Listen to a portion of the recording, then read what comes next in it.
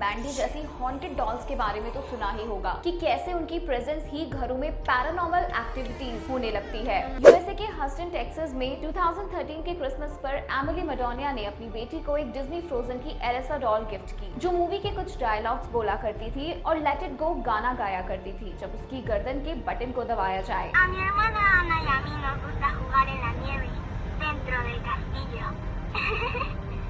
इस डॉल का ये स्पेशल फीचर ही इसे हॉन्टेड बना देता है। एमिली ने बताया कि पहले 2 साल तो बहुत अच्छे से निकल गए, लेकिन उसके बाद 2015 में ये डॉल अचानक से इंग्लिश के बीच बीच में स्पेनिश में गाने गाने लगी और बात करने लगी। ऐसा करने का कोई बटन नहीं था, ये डॉल अपने आप ही ऐसा करने लगी थी। फैमिली ने ये भी बताया कि कुछ टाइम बाद ये डॉल सिर्फ स्पेनिश में ही बोलने लगी। उन्होंने ये भी कहा कि ये डॉल उनके पास 6 साल से थी, जिसकी उन्होंने कभी भी बैटरीज तक चेंज नहीं की। और तो और ये प्रॉब्लम आगे चलकर इतनी बढ़ गई कि ये डॉल बिना बटन दबाए ही बोलने और गाने लगी। हारकर तंग आकर फैमिली ने इस डॉल को जब 2019 में फेंकने का सोचा तो फेंकने के कुछ हफ्तों बाद ही ये डॉल उन्हें अपने ड्राइंग रूम में मिली। बच्चों से पूछने पर उन्होंने भी बताया कि ये उन्होंने वहां नहीं रखी थी, तो फिर ये डॉल आई कहां से। इस इंसिडेंट के बाद उन्हें इससे इतना डर लगने लगा कि उन्होंने इस डॉल को अपने गार्बेज के सबसे नीचे छिपाकर बाहर छोड़ दिया और वो अगले दिन वहां से पिकअप भी हो गई। चैन की सांस लेते हुए वो सब एक ट्रिप पर चले गए, लेकिन वापस आकर उन्हें फिर वो डॉल अपने ही घर के बैकयार्ड में मिली। इस इंसिडेंट के बाद वो इससे इतना डर गए कि उन्होंने ये डॉल अपने रिश्तेदार के पास मिनेसोटा भेज दी। आपका इस पर क्या कहना है? कमेंट सेक्शन में जरूर बताएं। For more such content, do follow us.